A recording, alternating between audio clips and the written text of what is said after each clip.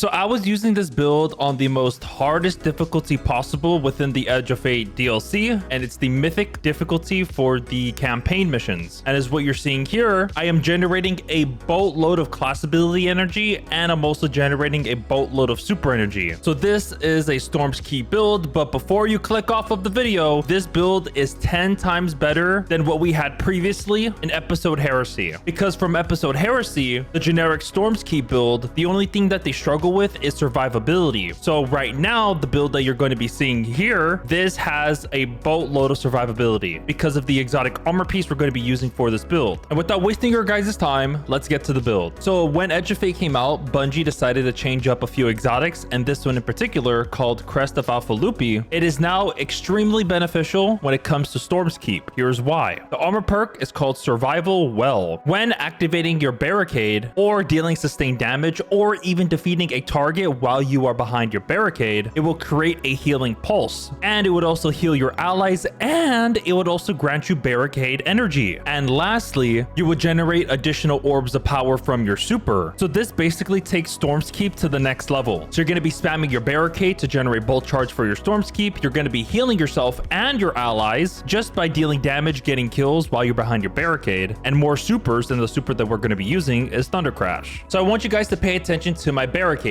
I'm going to be activating it, and as you're behind your barricade, you're going to be getting barricade energy while you're getting kills with your weapon. So I'm just going to keep getting kills, and bada bing bada boom, got my barricade back. That's how fast it is. When it comes to the orb generation from your super, when it comes to using Thunder Crash, just to give you guys proof, I don't have the exotic chest armor piece on, so I'm going to pop my Thunder Crash, get a kill here, and then I'm going to poop out 2 orbs of power. So now I have the exotic chest armor piece on, and I'm going to pop my Thunder Crash and get a kill from this dude, and now instead of getting 2, I'm going to be getting 3 orbs of power. So for the Striker Titan subclass, when it comes to the aspects, the one that you're going to have to put for this build is Storm's Keep. But long story short, all you would have to do is activate your barricade, preferably the rally barricade, and as you're behind that barricade, it will generate bolt charges over time. Once it reaches 10 stacks of bolt charge and you were to hit an enemy with your weapon as you're behind your barricade, it will unleash a powerful lightning strike. And if you didn't know, each stack of bolt charge you gain will give you melee energy. So I'm just going to waste my melee. I'm going to activate my barricade, and as I am getting bolt charges, pay attention to my melee. It's slowly trickling going up because I am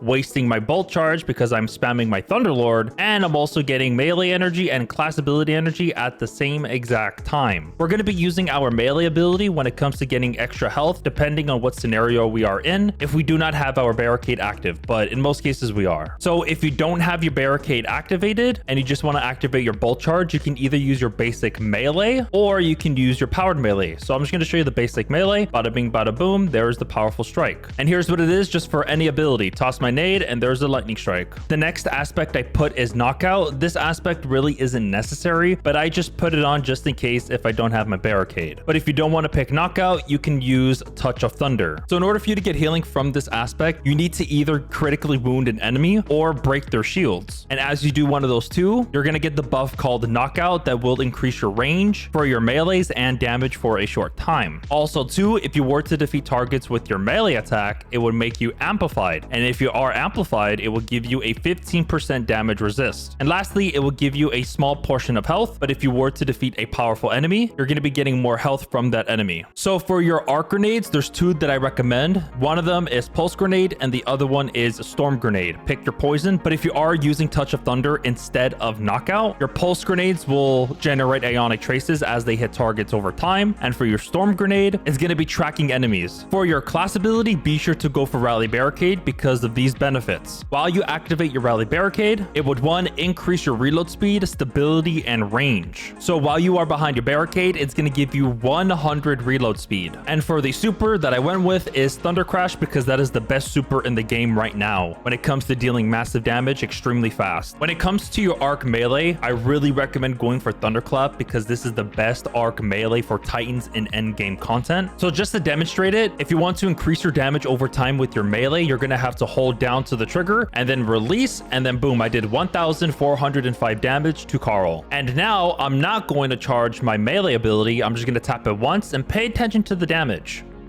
I did 703. See the difference? The longer you hold it, the more damage you do. All right, there's going to be 4 fragments in total, and I do recommend using all of the 4 fragments. The first one will give you increase in survivability and its spark of resistance. While surrounded by combatants, you are more resistant to incoming damage. So this will give you a plus 25% damage resist while you are surrounded by 3 or more enemies. The third fragment is so beneficial when it comes to generating bolt charges, and it's called Spark of Frequency. While you are amplified, melee hits increase your equipped weapon's reload speed and stability for a short time. Also too, here's why you need to put it. While you are amplified, the infect is increased, and you would also gain increased stacks of bolt charges from all sources. I do want to let you guys know when they mean by all sources, it's excluding Storm's Keep. So besides Storm's Keep, every other source when it comes to generating bolt charges, you're going to be getting more of them. The third fragment you're going to need to go for is Spark of Ions. Defeating a jolted target or defeating a target with a bolt charge will generate an ionic trace. And whenever you pick up an ionic trace, it will grant you ability energy, such as grenade, melee, and class from 1 ionic trace. And in this build, we are going to be jolting enemies from our abilities, and we're also going to be activating bolt charge from our Storm's Keep. The final fragment you're going to want to go for is Spark of Shock. Your arc grenades jolt targets. I put this fragment just to tie it to Spark of Ions. All right, let's head to the exotic weapon. The exotic weapon you're going to want to put is Thunderlord. This right now is the best exotic weapon in the entire game when it comes to producing a boatload of bolt charges. But if you don't know what the Thunderlord does, let me explain. The intrinsic trait for the Thunderlord is called Rain Havoc. Final blows with this weapon will generate stunning lightning strikes from above. Also, the lightning strikes will grant you a stack of bolt charge, and you can also stun overload champions with it. The weapon perk for the Thunderlord is Lightning Rounds. This weapon fires faster and more accurately the longer the trigger is held. Continuous damage generates lightning strikes, and you're gonna have to get the catalyst for the Thunderlord because while you have it on, causing a lightning strike with this weapon will partially reload the magazine from reserves. So the gameplay loop for this build is fairly simple. All you would have to do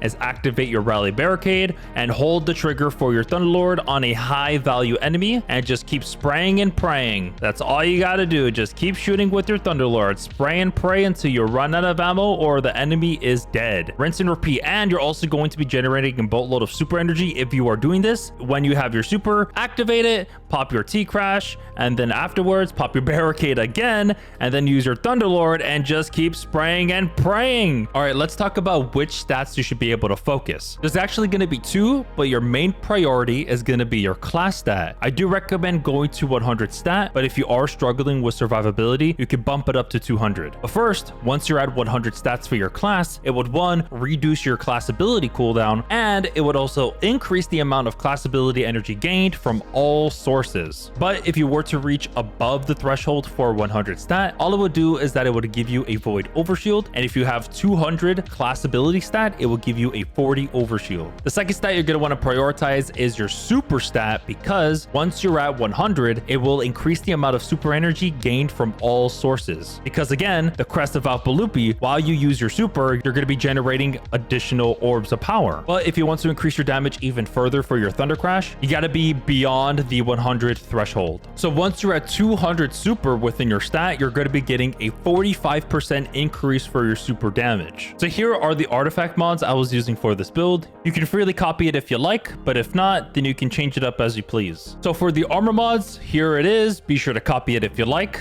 I mainly want to prioritize in increasing my arc damage, so that's why I put double arc surge. And to increase the timer for my damage, I went with time dilation for my Titan Mark. I hope you enjoyed this build video, and if you did, I would greatly appreciate it if you were to hit that like button and also subscribe. I hope you guys have a good rest of your day, evening, or afternoon. Take care and peace. I'll see you guys in the next video.